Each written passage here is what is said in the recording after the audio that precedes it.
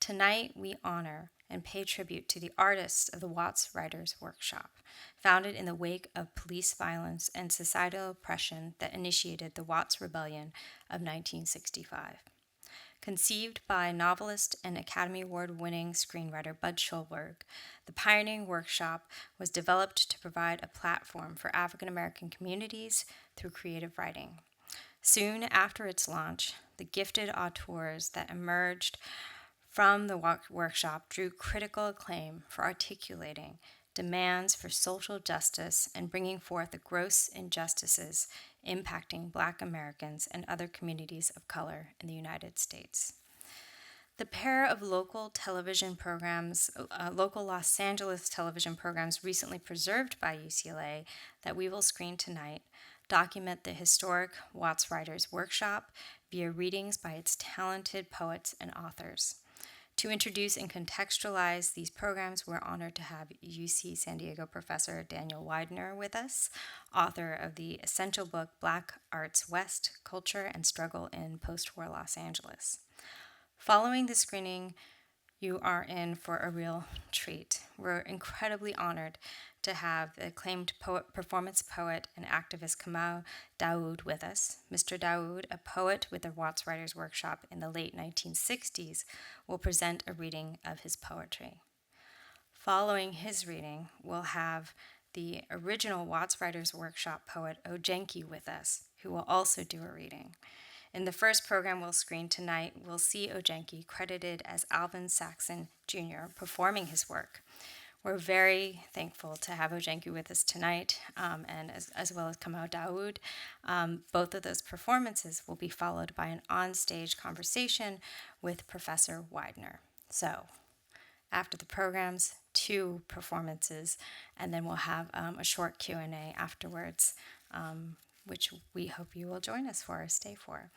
Before we begin, I have a few housekeeping notes. UCLA still requires mask wearing indoors, regardless of vaccination status. I know we feel very separated from folks here, but we really do ask that you honor this requirement.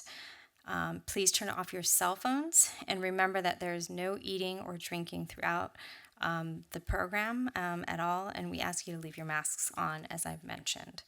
So now for the program. Daniel Widener is an associate professor of history at the University of California, San Diego. He is author of, as I mentioned, Black Arts West, Culture and Struggle in Post-War Los Angeles, and co-editor of Another University is Possible, and as well as Black California Dreamin', The Crisis of California's African American Communities. He serves as faculty director of the Path Mellon Summer Institute of Humanities. He's also currently at work on 2 books, Third Worlds Within, Multi-Ethnic Radicalism in 20th Century America, and The Twice Forgotten War, African Americans in the Korean Conflict. His teaching areas include Cuba, African Americans in the Cuba, California, the Cold War, and the history of sport, Third World revolutionary movements, and jazz. My apologies for messing that up, Professor Widener. Now, without further delay, from San Diego, please welcome Dr. Daniel Widener to the stage.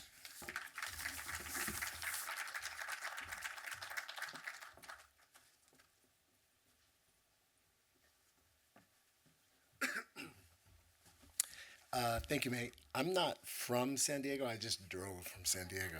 So I don't want to claim that. Just a couple of quick things for me. I want to thank May, Mark, the Archive, the Hammer, UCLA, and above all, Kamau and Ojenke for inviting me to the program and sharing the evening and the afternoon with you. I'm not going to say much. I've learned the hard way that when you're the least interesting thing on the program, it's important to speak quickly and end as quickly as well. So I just want to say a couple of things by way of framing about both of the TV programs that we're going to see, the time, the artists, and the moment. I think for all of us who have made it through the last couple of years, it can be difficult at times to remember the times before, and it's difficult to remember the times that we live in day by day as they pass. We've moved through and are moving through an extraordinary moment. And I think that these programs and the Writers' Workshop were produced likewise in a really extraordinary moment. The rebellion in 65 happened at a critical moment in U.S. history. 1965 brings not only the Watts Rebellion, which is the largest urban uprising in American history, it also brings the introduction of the first U.S. ground troops into Vietnam, the murder of Malcolm X, the signing of civil rights legislation, and the expulsion of whites from the Student Nonviolent Coordinating Committee. So you're talking about a pivotal moment. By 1968, when the second of these films is made, Dr. King is dead. Robert Kennedy is dead. The Tet Offensive has led many Americans to conclude the war in Vietnam is unwinnable by us, is winnable by somebody, just not us. And that rebellion that African Americans set in motion has spread, as May said, to the Asian American community. Alcatraz occupation is right around the corner. The blowouts are happening on the east side. So you're seeing a moment where Americans of all colors and stripes really believe that a revolutionary transformation is underway, that it's imminent, that they're living through a moment where everything is up for question and everything is possible. We're in the green room in the back, and Ojenke, May was asking Ojenke, do you want to read something? He says, well, I brought a poem with me just in case, which I love, right? It's the idea you bring a poem, you never know. Some people bring an extra pair of shoes. Some people walk around with pistols. Ojenke brought a poem just in case. So that's the animating spirit, I think, of the Watts Writers' Workshop. And there's two things I think about the workshop that are important for us to watch and to think about as we move forward. The first was that when Schulberg came into South LA, he came into a South LA that white Angelenos knew very little about and didn't visit very often. The moment where white people came to South Los Angeles for jazz clubs, for meals, to see people they knew, was over. It had ended in the late 1940s, largely as the LAPD militarized and as the internal segregation borders hardened.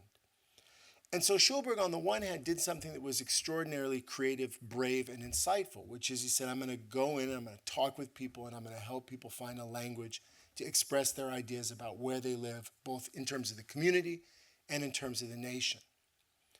At the same time, as I mentioned, the rebellion puts all these processes in motion. And as you'll see, Schulberg's vision is a vision of communication, a vision of presenting Black America to white America, of help and allowing Black people to speak to white America on their own with a really minor amount of mediation.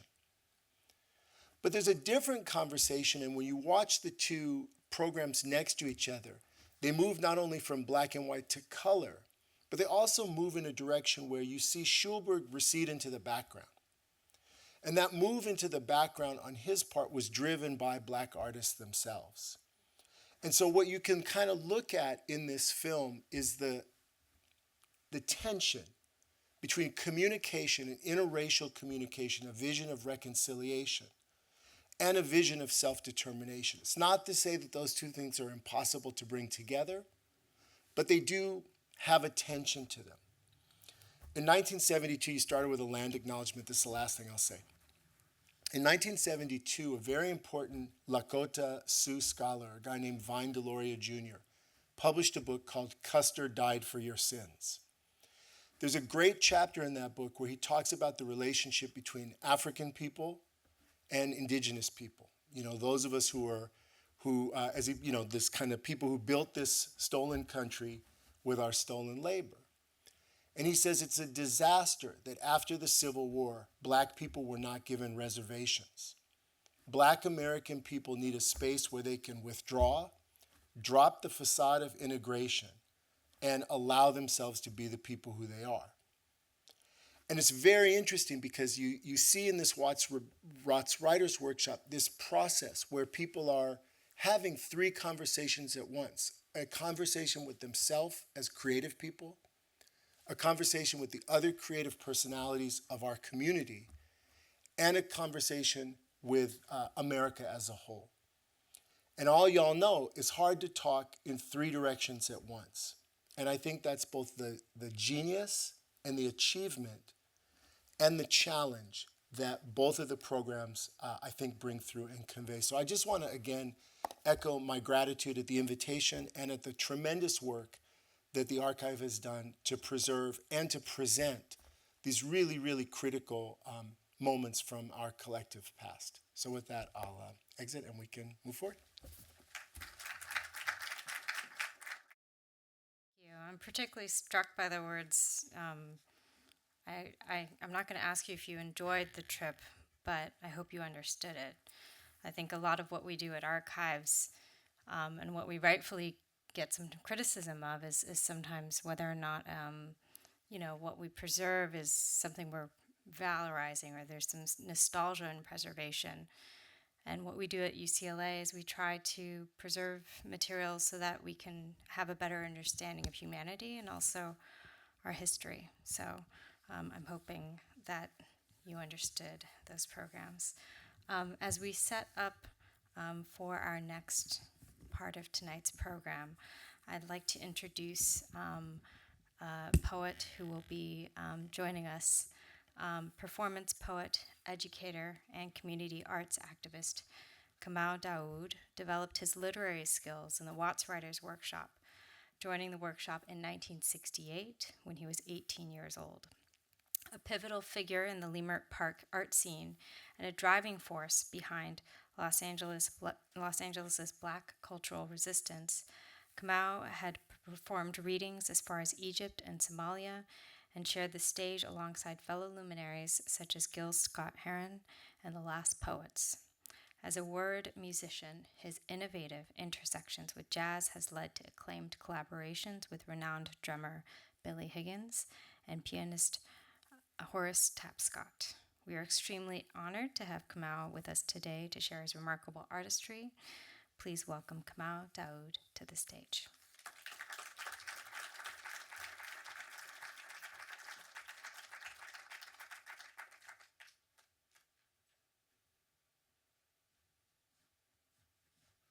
Bear with me a second, please.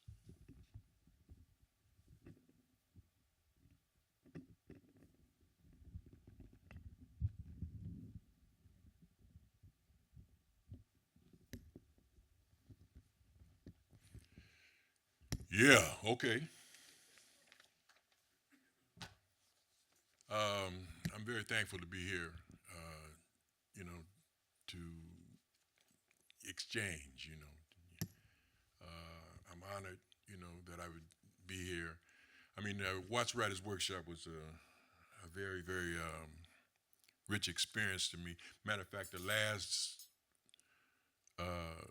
film that I saw on TV when I was about 17 or 18, and it kind of led me to the workshop, especially Ojenke, But I'm going to read this piece, and it comes out of what we in the workshop call the Shamanic tradition. Ojenke's father was a Baptist minister, and it kind of colored the way that we performed our work, that energy that this is called the Healer Suite, and it's in 4 parts.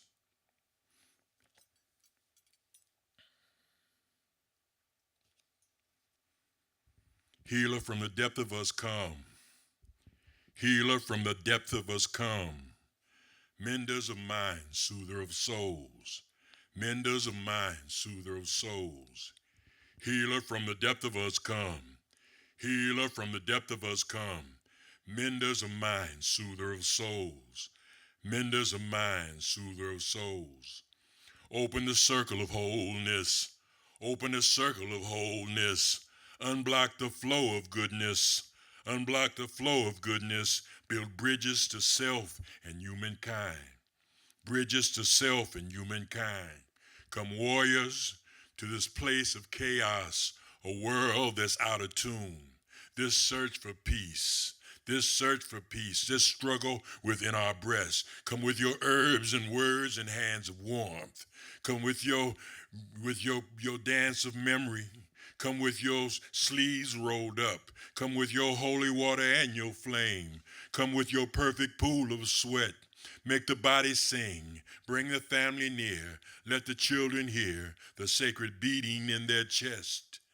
Healer from the depth of us come, healer from the depth of us come, menders of minds, soother of souls, menders of minds, soother of souls, healer from the depth of us come, healer from the depth of us come, menders of minds, soother of souls, menders of minds, soother of souls.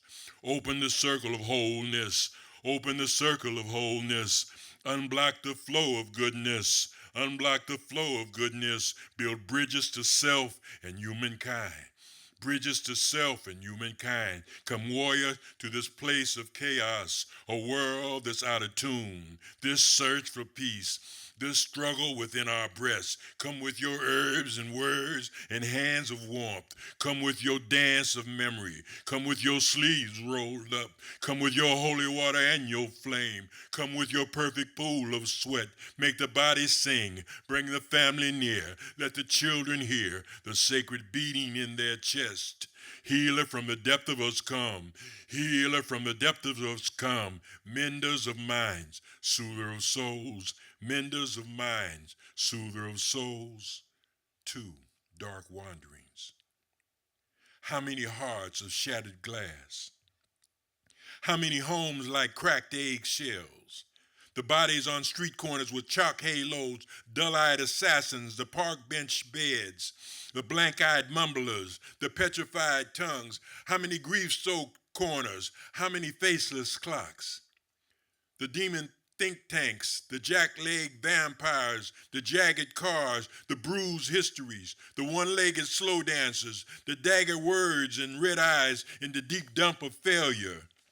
Twisted ballet of mingled promises, twisted futures hanging from a noose, barbed wire wrapped around human hearts, drive-by relationships. How many stuck in digital rat traps? How many briefcases full of stolen dreams?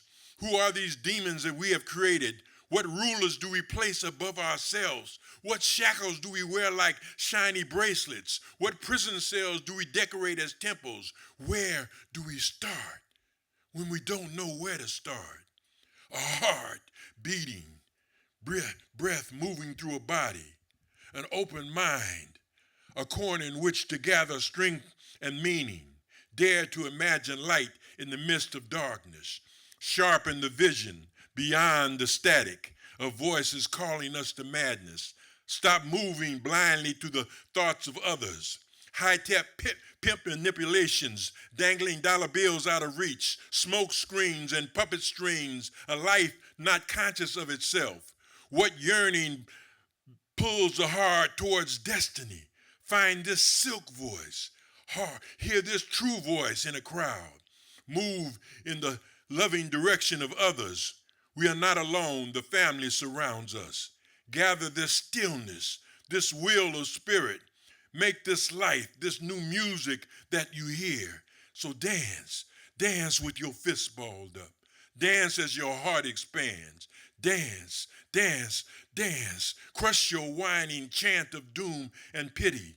Your endless mantra of backwardness. Dance, dance, dance. 3. The work. Excuse me.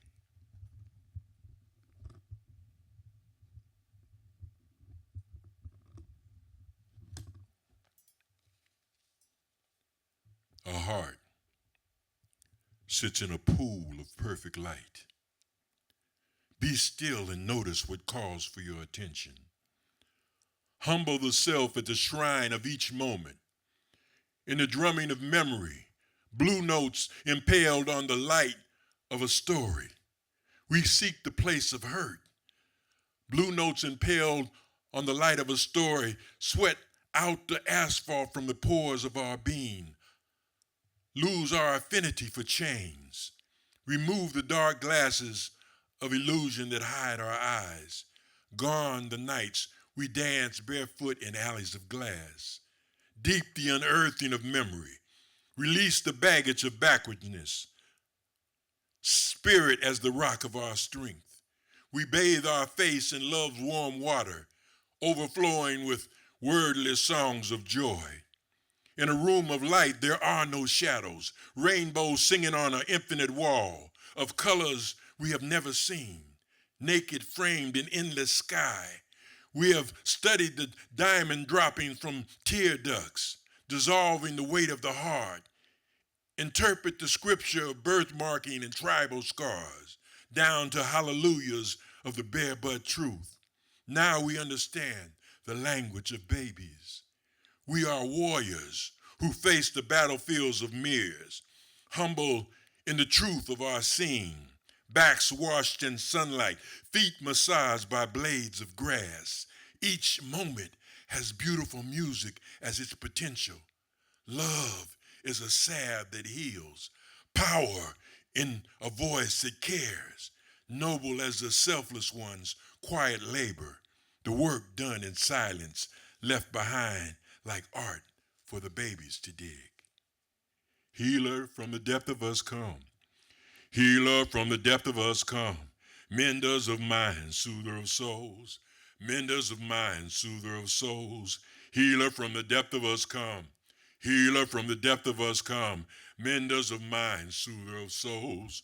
Menders of minds, soother of souls. Open the circle of wholeness. Open the circle of wholeness.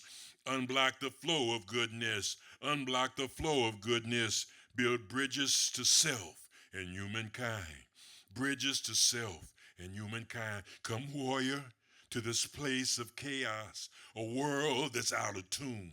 This search for peace, this struggle within our breasts. Come with your herbs and words and hands of warmth. Come with your dance of memory. Come with your sleeves rolled up. Come with your holy water and your flame. Come with your perfect pool of sweat. Make the body sing. Bring the family near. Let the children hear the sacred beating in their chest. Healer, from the depth of us come. Healer, from the depth of us come. Menders of minds, soother of souls. Menders of minds, soother of souls. This next piece is a piece entitled Griot Notes, and it's about the griot tradition, the storyteller tradition. Let me check the time here. Okay. Freedom in this sound, spinning and turning at the edge of possibilities, quivering in some naked speck of time, a straight line liquefied, dripping earth tones and quantum rhythms. Joy split open and poured against the night on a piano, open 24 hours, or prayer in a bed of drumsticks, or laughter peeling at the ends. A flock of birds jailbreak from a throat and fade into the image of some child holding a toy saxophone.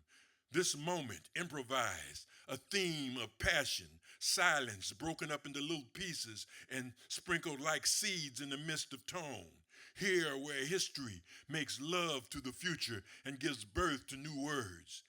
In a plate of rice and curry, pepper dressed in the clothes of a song and move through the air like a spore, or imprint the mind like a kiss, or pass like a virus.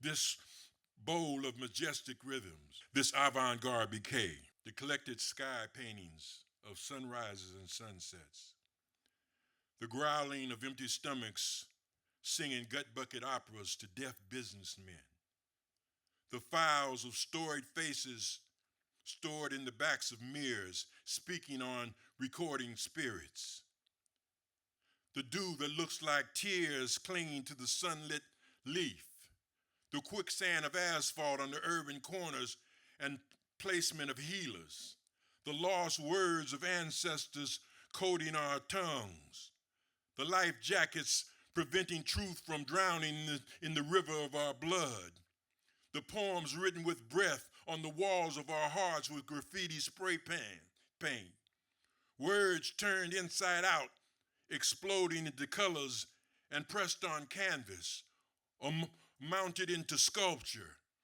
the good we do before we are no longer in sight, secrets hidden in books on shelves, pages making love to each other, having children without authors, translation of love letters in the lines of our hands, the messages that babies carry into the world that we cannot decipher, the hidden burial grounds of birds and ants, the conductors of ocean waves, the fertile soil underneath the fingertips of homeless female saints, the applause of angels when the rain starts, the brain cells murdered by cell phones, the countless stolen moments ripped off by television vampires, placed in every home, the stillness after a trillion orgasms in the silence between notes in a saxophone solo,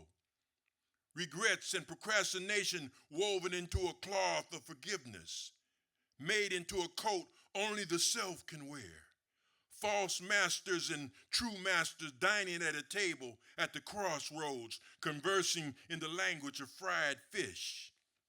Oh, man. This boat, okay. I was trained to listen to mumble this street corner orators, record the silent nuances of tongueless bus stop conversations, sit with my back to trees to hear her sermons. My lips are burning. My eyes are storming. My nostrils are full of spirit breath. My ears pregnant with golden whispers. You dig? The canvas is stretched out eternally in all directions. The clay of the earth is at hand. Take the form of the wind and make an instrument that speaks in universal tongues. Here in this room full of masters, meditating on love, we can say little of revelation. We only wish to remind, encourage to dig deeper into our moments.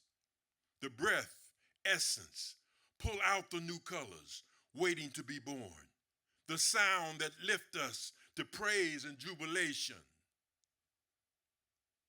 The sounds that lift us to praise and jubilation. Sometimes we forget the value of now. Movement and meaning, promise and possibilities. We can bend it this way, y'all. We can open this up. We can brighten that and extend it beyond infinity and build this up and tear this down and insert that. We can round off the corners of a square until it spins and rolls and swirls. We can paint this with apologies and forgiveness. We can grow in new directions. The sky can be the floor. We can braid the nappy hair of rainbows into a bright evening shawl. We can construct love songs out of silence, stack words to make them heal. The glue of this assemblage, our minds a stew of images, morph into a sacred sound that washes the bitter from the past. We turn ourselves inside out, seeking our beginnings at the ends of ourselves. The silence from our lips travels back to its source. We can drop the body and move forward, change form and live forever, seated in a chair made of stars, weeping to the beauty of the music of the spheres. Outside the box is freedom. Inside their head are keys. The shackles that bind are the ones we accept. The heart, it truly has wings. Outside the box is freedom.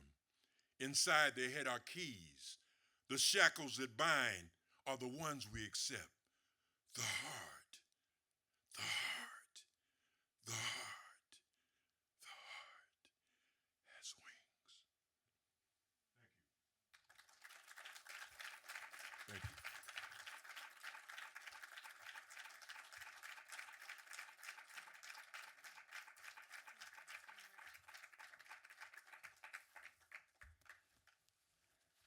Thank you. Thank you so much. That was beautiful. Sometimes we forget of the value of now. I wrote that down as a reminder of tonight. Thank you so much, Kamau. Now we will move on to our next poet. We're honored to be joined by Ojenke, formerly known as Alvin Saxon Jr. one of the most influential poets to emerge from the Watts Writers' Workshop.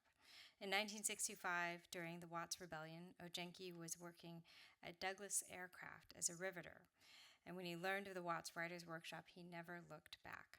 After joining the workshop, he quit his solid job in aerospace and began to publish his acclaimed work and offer his powerful readings on television and at universities, high schools, and churches. A 1995 profile in the Los Angeles Times described Ojenke as the gold standard, a master poet able to explode literary conceits in a single rhyme scheme. We'll hear from him very soon. Known by his peers as the John Coltrane of Black poetry, Ojenke is a living legend and a national treasure. We're extremely honored to have him with us today. Please welcome Ojenke.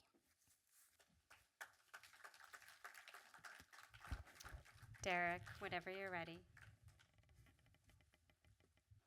we go. Thank you so much.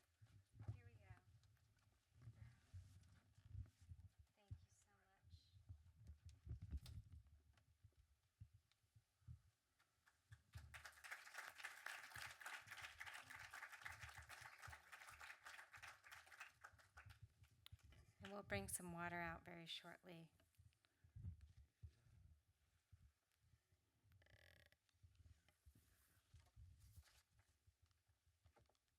Take my leg down.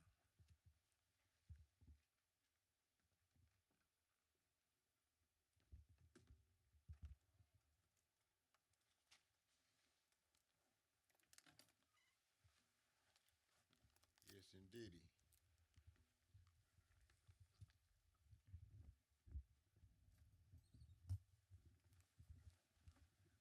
Well,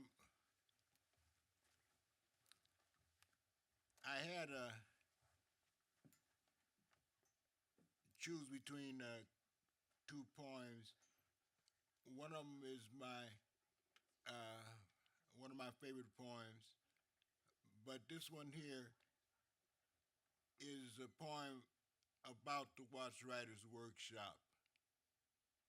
My experiences down there, and I wrote it to sort of make the record lucid.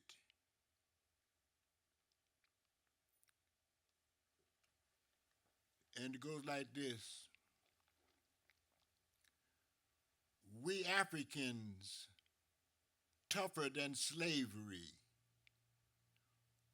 whipped Whitey's raccoon ass right in revolution in the turbulent 60s. We are the thunderbirds singing, waking up the world, rising sun illuminating the evil still residing in the soul of Washington, D.C. Author of the terroristic statues of slavery that still shadow us. Entrenched racism running rampant as rivers, residue of ripped off Ashantehinis and Shangos shackled to slats in the stuffed cargo slots of slave ships. Waste basket arresting the trash of society. This nation ain't nothing but a magnified plantation. The worst slavery is when the slave does not know he is a slave. That the slave driver was the identical twin of Jesus Christ. We are the Atlas toting the United States. Orwell prophesied a day when freedom is slavery. Ignorance is knowledge. Truth is a lie. That day has come and remains like a slouch on the couch. We are truth tellers society wants to get rid of. Numero uno on the FBI's hit list. Bullseye on the targets on the shooting range of racism. Our words angered the cutthroats who shanghaied us across the many waters of Babylon. J. Edgar Hoover wanted to decapitate black people because he said, cut off the head and the body will die. Because the head is what holds everything together. Because the head is what educates people. Because the head makes us aware of what's going on. The head is the house where words and wisdom dwell. The words coming out of Watts were radiant as sunrise, lighting up the world so much that even the blind could see Satan's wicked acts clearly as the noonday sun. We are the tattletales snitching on the witches and sorcerers, running incantation on the thoughts society thinks. Cut off the head and the body will die. Hoover could get no rest until all black talking heads were dead. Malcolm X was whacked for audaciously transforming black thoughts, shotguns blasting for telling the truth about the USA. Martin Luther King Jr. assassinated for mesmerizing the multitudes. The defiring squad invaded Fred Hampton's house, hit him with a fusillade of shots while he slept next to his wife. They were expert snipers. The bullets struck only Fred, only he was dead. His crime was forming allegiances with all races. The divide and conquer strategy of white racism made impotent by a fast-talking brother teaching everybody about the devil's playground, the USA. A CIA agent on his deathbed confessed with great contrition that he killed Bob Marley. His songs of freedom had a hold on the minds of white youth. The words authored by the writers' workshop shined like stars on a clear night. They opened eyes with words never heard before. Uhuru, Uhuru Sasa, Amanda La Belle Hardaby, Kulu, Black Power. These words were weapons killing the atrocity that still stalks us. For shining the spotlight on wickedness of America, the workshop theater was raised. A black FBI agent weaseled into the workshop. He should have won an Oscar. His act was so together that he seemed like a down brother. He even tricked a beautiful black sister into being his baby's mama. This COINTELPRO operation was named Project Othello, whacking African truth tellers, cut off the head and the body will die. Othello worked his way into a position in the workshop, into a trusted position in the workshop. He was the head man's assistant, a modern-day Iago. He built the theater stage with his own two hands. He worked his game so well, he had the keys to the theater in his pocket. When the order came, it was so easy to torch the place. Cut off the head and the body will die. Cut off the head and they won't be able to tell the truth from the lie. Thank you.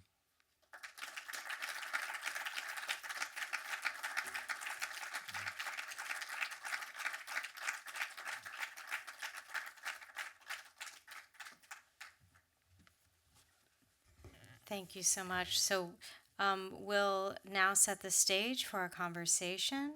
I think, Ojenke, if you don't mind staying there, if that's okay. Okay. We'll get some waters to the stage soon for the guests, so please join me in welcoming once we get the chairs ready. We appreciate your patience.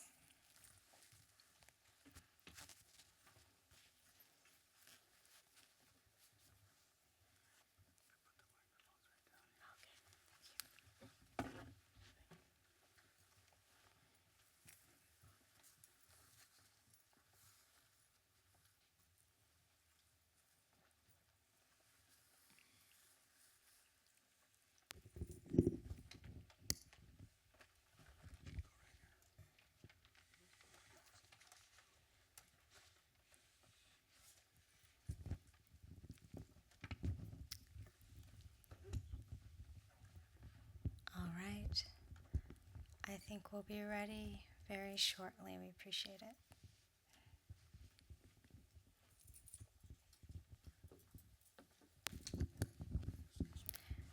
First, please join me in welcoming Professor Daniel Widener to the stage, and as our moderator and interlocutor, as well as Kamau, Daáood, and of course, Ojenke.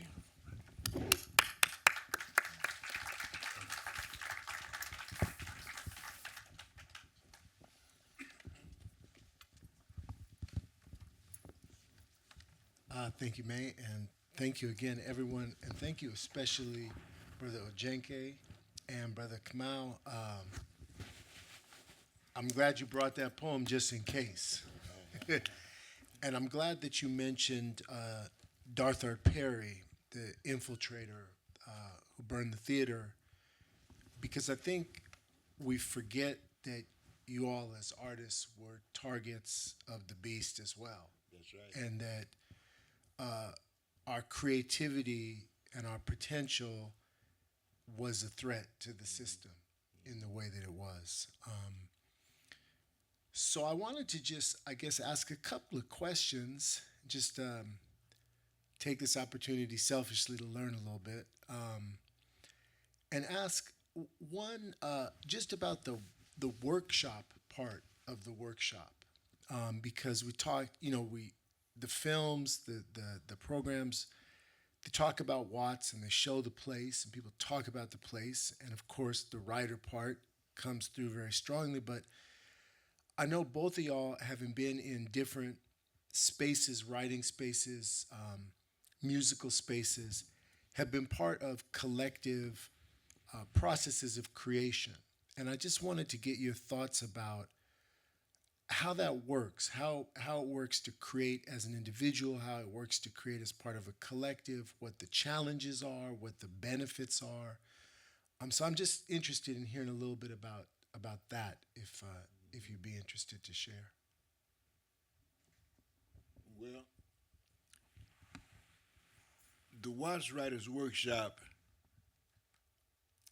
was something unprecedented.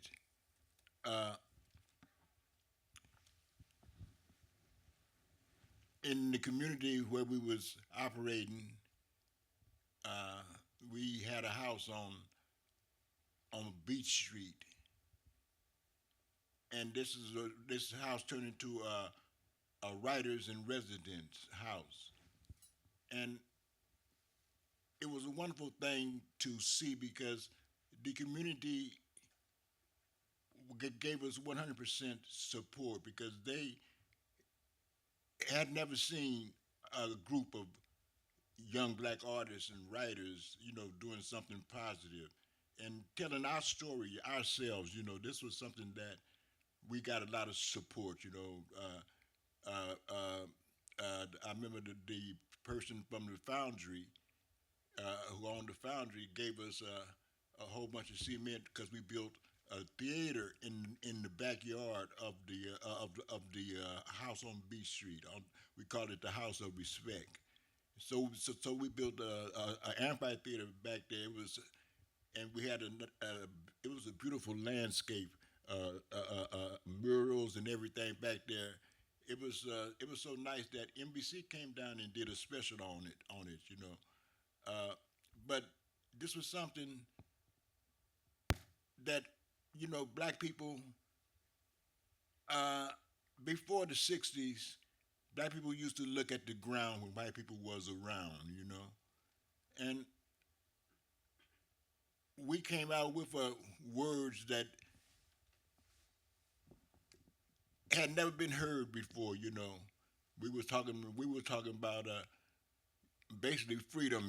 That was our focus. Then we wasn't really interested so much in the ivory tower becoming recognized in the canon of the arts, because we was talking to black people were talking to black people. That's what that was about. So that was a great feeling, one that is incomparable, indescribable, indescribably delicious,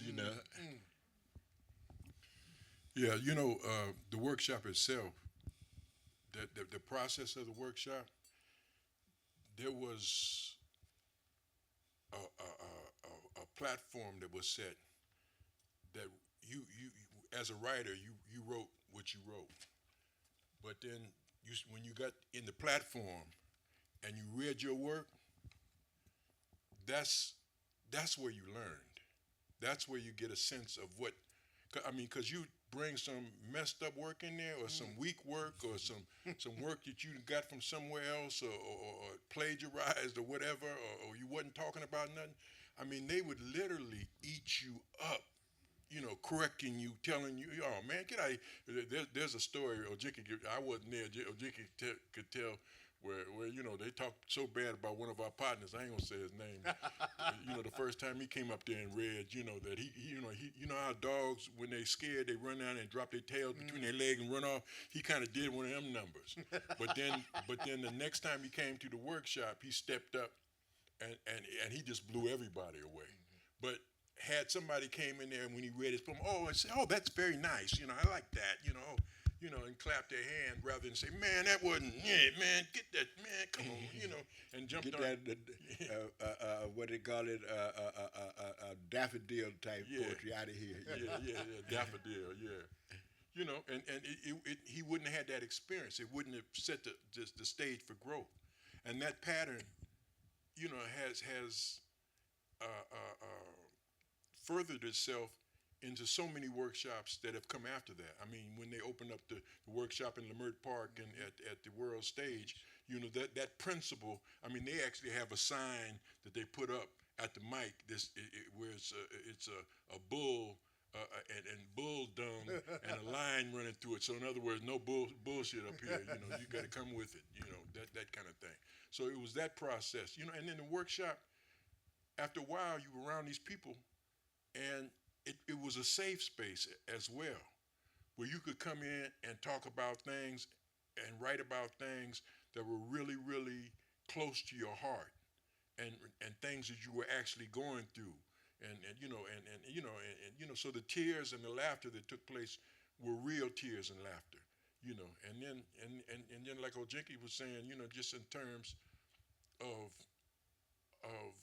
the social aspect of it, in terms of using our voice to creating a new world. I mean, that was very, very important. That's really. I mean, there's so much in what both of y'all said there, and the latter piece, in your piece that you read, where you talk about the digital, just the poisoning of our minds with the kind of constant digital stimulation. And I'm struck because I work around younger folks, and it's a blessing to do, and I feel thankful that I have that space. But I have noticed that the culture has shifted, where now if you criticize somebody, you're out.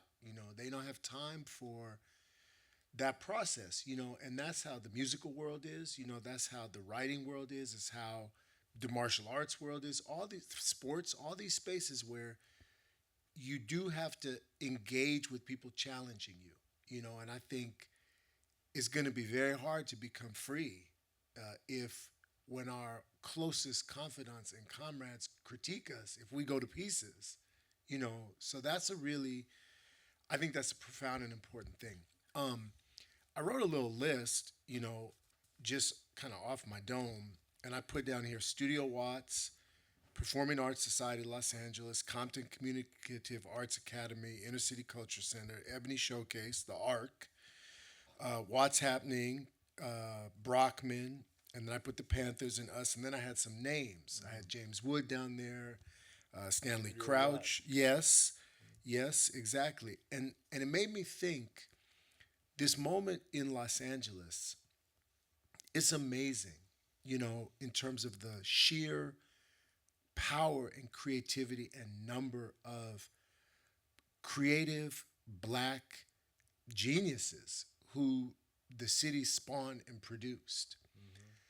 And I mean, I know things were happening in Detroit and Chicago and New York and Seattle and San Francisco and many places, but I just wanted to get y'all thoughts on what, if anything, you felt was unique to Los Angeles and maybe what are things that we maybe think are unique to Los Angeles, but that we just don't necessarily know the story of other places. Because I know that your all art and commitments took you many places. So I'm always interested to know what you think we need to know about here, and what maybe we need to know about other places that we don't know.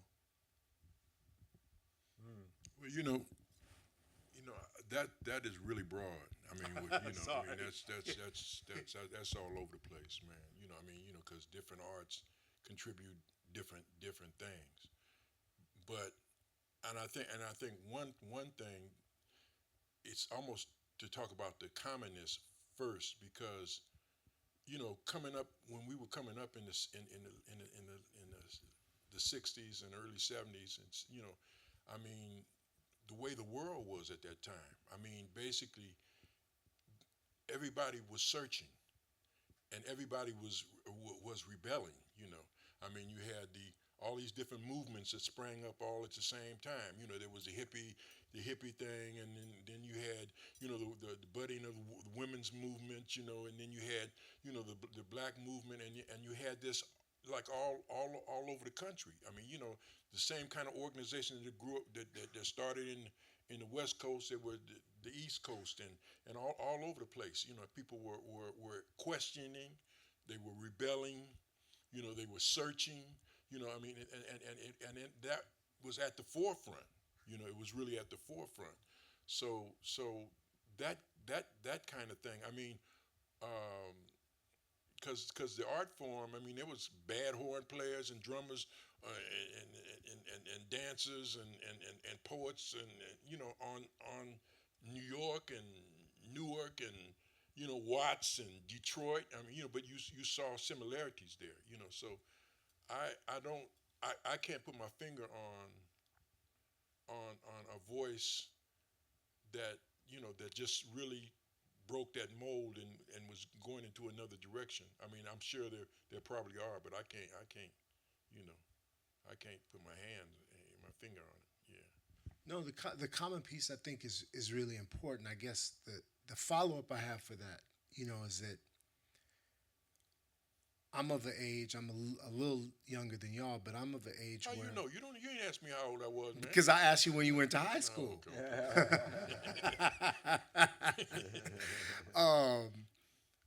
But the South, and my dad is from Jordan Downs. Okay. Okay. The South LA that I knew as a kid, it was a 80-90% black space. That's right. And obviously the community has evolved and has changed. And I suppose our art has evolved and changed along with that. But of course, there are parts of this country where the central community is still 80-90%, black. So I'm interested maybe in any thoughts y'all might have as we're in this kind of new moment, last few years of people are on the street. There's a consciousness about the need to transform things that we've been suffering and dealing with for a long time. But for, maybe a sister or brother who's 16, 17, 21, who doesn't necessarily feel that same feeling when they get onto Normandy, or they go down Slauson, or they're, walk around Nickerson Garden like this is, I'm home, and good, bad, or indifferent, I'm home. What does what can we say to people maybe who don't necessarily perceive the space of community in the same way we do? I know this is a hard question too. I'm asking hard questions because y'all are. Because you mentioned it back in the day in the 60s, you could go to any neighborhood and you were called a brother. That was the first time black people would call each other brothers and sisters. There was a unity all over Los Angeles. Since that time, there's been, like you say, a dramatic demographic shift. Uh, uh, the What's Happening Coffee House now is situated on still on 103rd, but now it's surrounded by a whole different cultural milieu now. You know, uh, uh, uh, uh, fortunately, some of my friends or some of the poets have made the coffee house into a what they call that a national monument, so that it'll still be there even in the midst of all this change. You know, but the shift has been dramatic, and the shift in this whole city is occurring right now as we speak. You know, it's a metamorphosis that is happening right before our very eyes. You know, people call it gentrification. You know, uh, this is not the same city I was born and raised and grew up in. You know, this is a totally different world now. You know, like you say, the digital thing, everything is actually mind blowing. You know, yeah. Yes, trip. Yeah, well, I was in the doctor's office, and this guy was standing up there, and he was holding his fingers like this, and he was talking, and everybody was kind of looking at him, and then after a while, he turned around and said, "I got a chip. I got a chip right here." In his hand. Yeah, see, yeah, no, and so everybody kind of dug, and so he went in the bathroom, and he stopped and looked at me. He said, "Man, would you watch my bag out there until I come back?" I said, "Man, what they call me? I got to go back. I have to go in." And so, man, so the cat was in there, and you could hear him talking in the bathroom still, And so the nurse called me to go in. So I walked over and I knocked on the door like this, and the cat didn't say nothing. I knocked again, so I opened the door because I was going to tell him about his bag. And then this cat was standing up, and his trousers was down right here, and there was a roll of toilet paper, and the roll of toilet paper, and he had it stuck in his buttocks like that. And he looked at me. He said, "I'm waiting on the facts, man. I'm waiting on the facts." But I'm saying this technological thing. That's this technology. I mean, it's crazy now. Cyborg. Huh? This thing here. You walk in a room and everybody's right here, right? People, books are being abandoned for paragraphs now. You look on there, you get a thought in your head, bam, you go get the paragraph. Got a couple of websites you can check, and then you set it down. But in terms of the nuances that are in reading a book and going through the whole 9 yards, and then it's like we're constantly downloading. Turn on the TV or whatever, and then you download the message. And depending on whether you're listening to CBS, CNN or Fox News, that's what you're rolling with, and that's your truth. That's like the Bible, and you're rolling with that, and you're fighting. But it's that kind of world that we live in, and especially the young people. A lot of the elders are into it too, but not maybe not as deeply. But my little grandkids, they can pick up the phone. "Here, Grandpa, let me show you how to do this." And she grabbed. But that's what's happening. It's just it's a brand new world, and the ability to control minds and aspirations and what color the world is. And is all with in that power, that information, the ability to spread information, and indoctrinate people for the most part. That's really where it's at. So we all should start hugging some trees. It is. For real, going in your backyard and planting seeds and stuff like that. Having fasting, doing media and dieting of fasting on electronics and informational things, periods of silence, and all those kind of things. So you can, so where you can get in touch with yourself, We had a brilliant, and then I'll open it up to the audience. We had a brilliant musician who came out of L.A., whose people hopefully will know, a man named Eric Dolphy. Yeah. And Eric used to go outside, and he would play with the birds, Yeah. and the birds would play back to him. Yeah. You know, and that's something you can't. You know, that's living and being attuned to the special place. You know, we're at. Yeah. You know, so let me pause there to ask if there are questions for our guests from our other guests. I have a question. What happened to some of the poets that were in the film? Where are they now? What she say? She said some of the folks that are in the film, where are they now? Uh, Maybe I could. Well, I think did you mean sort of what happened to them after the film? What happened to them? You know, the only thing I could say is a lot of them are ancestors now. Yes. And then there was a few in there. I mean, you know, that became very, very active, like Quincy Troop.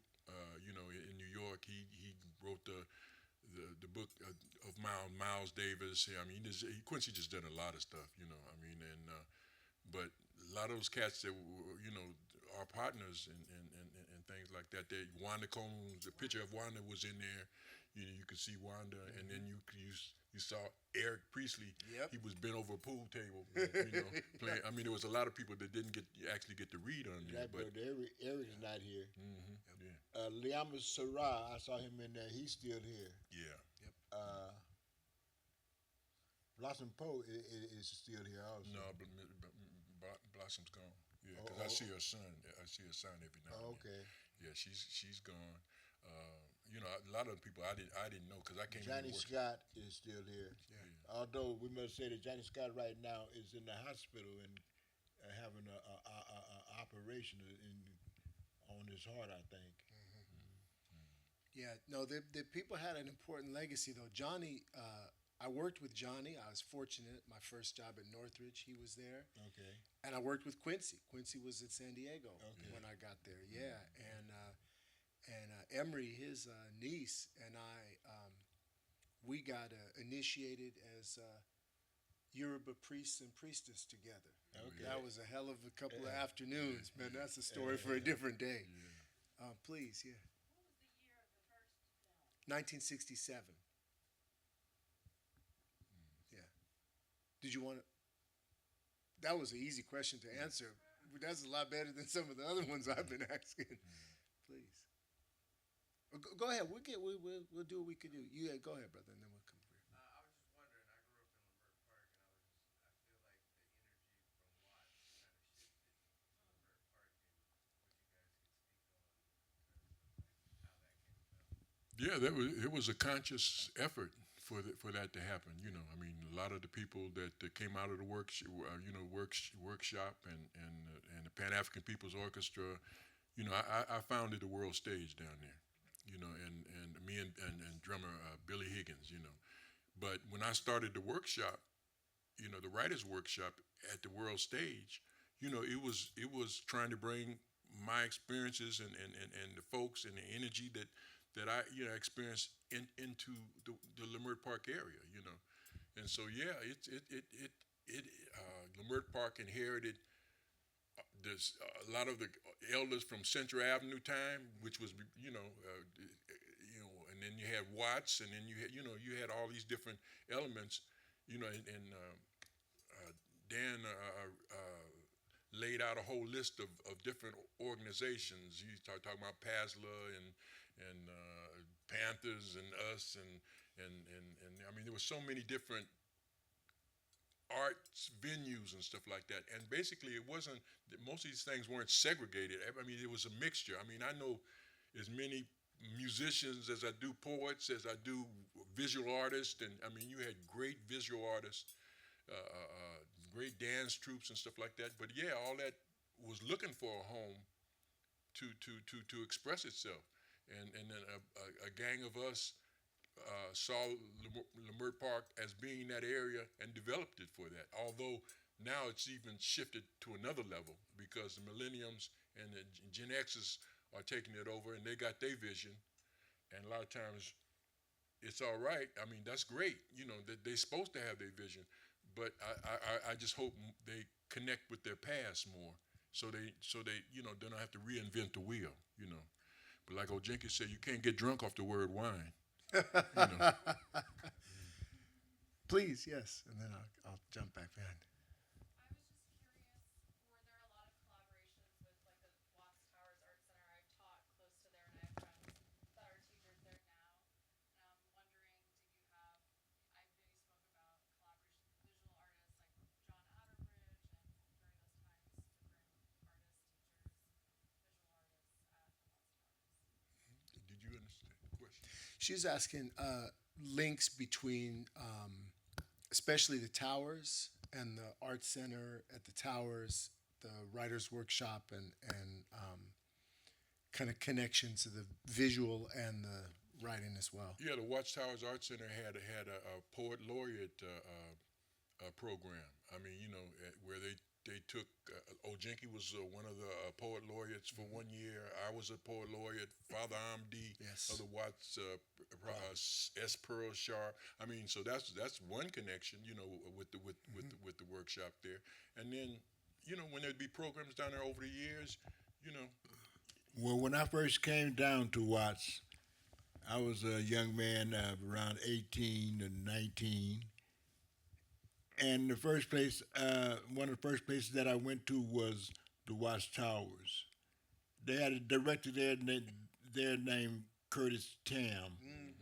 Curtis Tam was the one that told me about some writers was meeting at the Watts Happening Coffee House.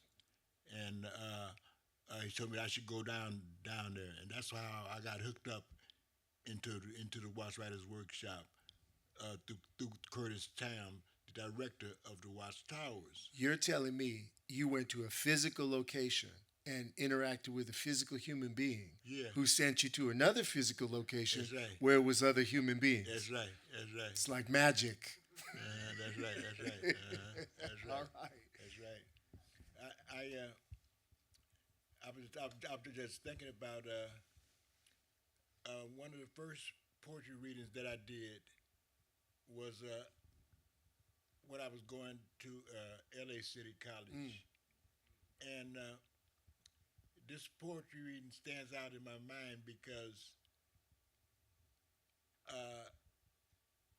that's where on the same program with me was Al Prentice, Bunchy Carter, and Marlana Karinga.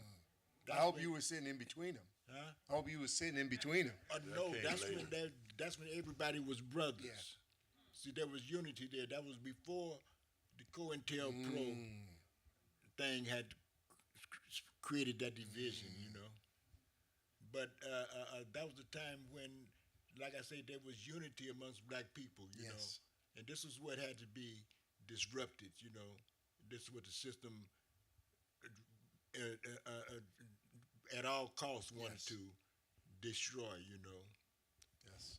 See, but yeah, I remember that at that poetry reading because at that same poetry reading, a guy came up to me who was a journalist for the LA City College newspaper, and that guy was Quincy Troop. That's when I first met Quincy, and I told him about the workshop and turned him on. That's how he got into the workshop, That's fantastic. Yeah. Oh yeah, let me just go right here, and then we'll come there, and then I think we'll probably release ourselves. All right, thank you so much. Hey, Kamau, it's Jocelyn. How you doing? All right, Jocelyn. This might be reiterating a question that Daniel asked about the circuits between the different poetry groups in different cities. So one of the last times I saw you, Kamau, was in Billy Woodbury's Bob Kaufman documentary, and so I know that you were looking north a little bit too. And I wondered, did Kaufman ever come down to the Watts project, or were there any connections like that? No, basically, I've never heard anything like that. I mean, I was into, like, when I first came to the workshop, I was into a lot of rhyming poems, and I was very angry, so there was a lot of fire and brimstone in my work. and I hope there's still some of that, in my work. But because the stuff ain't went away. But the thing I was gonna say is that Bob Kaufman, I learned that kind of stuff from my brethren. I mean, my elders. These cats. I got my style of reading from Ojenke, and then the thing about imagery and stuff like that. I got some of that from Ojenke and Curtis and Eric and Quincy. But they was studying. They were reading like Pablo Neruda. They were reading Bob Kaufman and stuff to beat things. So that's what drove. It was the education I got in this circle of friends. And I don't want to leave Wanda Coleman's name out Yes. of it either. She used to. When I was reading in the neighborhood, she opened my world up and got me gigs other places and stuff like that. Wanda was Wanda. She was But yeah, so but if we had the time and we're really sitting out here, we could tell you some stories. I remember one time me and Ojenke, and I think it might have been Curtis. They paid us to go read somewhere. And so we got up there and start reading, and it was like a hippie kind of, everything was behind there, and we all this serious reading we was doing, and all of a sudden they said, "See, can we pay you not to read?" And then I know Ojenke and then went to a prison one time. Ojenke read a poem, and the warden ran over there, and they just stopped the whole program. They couldn't read because all the inmates was getting all upset and stuff. Those are light stories too. I could tell you some deep stories. Before I came up tonight, I called my dad, who lives in Pedro, who is from Watts, and he said he went to see a reading at the workshop. In fact, I meant to ask a question about the public part of it and the audiences, but we'll do it next time. And he said, "Oh, I went up there, but we had some brownies before, and I ate the brownies, and then I got hungry, and I ate more brownies. So by the time I got down there to the workshop, the people were reading, and I was in the back, and I said real loud, 'Hey, when I blink my eyes, this looks just like a movie.'" And he said, "Your mother drove us home." So it was, I know you had a question, and then, yeah, please. I'm from the school of Gabriela Mistral, Neruda. So my question is, I like to know what caused the riots. You said it was 1965, so there was no Vietnam War yet, and basically before, um, but it was after John F. Kennedy and before Martin Luther King. So I want to know what is the event that triggered that riot, because I witnessed the one in 1992 that the people in Western Avenue went and fired all the places against the Korean people. And I know it was the media who fired the people against the Korean people. So I wonder if you can tell me just what event triggered the riot. If it was the media also. There was a event that took place with Fry. What was the name? Yeah, Marquette Fry. And it was some stuff that happened with the police, and Kamau was started to watch riot. yeah, it was an event like that. It was just one event where the straw broke the camel's back. In other words, this was the last straw. Police brutality and stuff like that, and then so that ignited the fire. But the fire started, started on the bottom of slave ships on the way over here. This thing that was embedded, this bondage, this this terrible history of man's inhumanity to man, woman, and all that. That's what started it. That's what, so these flames keep coming up, and they're going to keep coming up until we can find the space that we need to be in on this planet, because the planet could be a party. It really could be, it could be a party on the planet, if we could ever get to the point where we realize where we are and what we had to deal with and could deal with it. But all the way back in the 60s, it was always, seemed to be the cause was the police killing black people. yeah, right. You remember Leonard Deadwilder? Yeah. This happened before the Watts riots, but Yep. you Love. You love. You're right. You love, but the Leonard Deadwilder thing was so egregious because he was taking his wife to the hospital. Yeah. She's about to have a baby. Yeah. Yep. He ended up getting shot by the policeman. Yep. And I'll just say about that, people should see Billy's film, And When I Die, I Won't Stay Dead, about Bob Kaufman, and just say that, this is a generation of people who followed the police around, with cameras. And it takes... the Sons of Watts, huh? Yeah, it takes...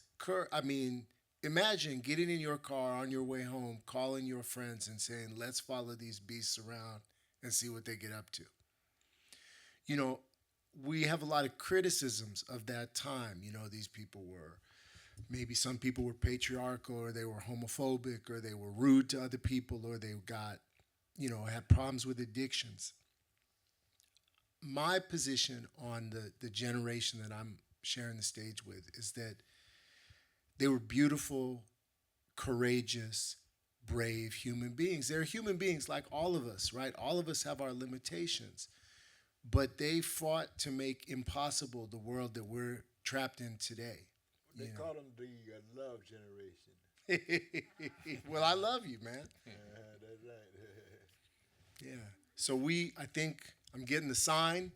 I just want to ask everybody to thank again Ojenke and Kamau for making it down.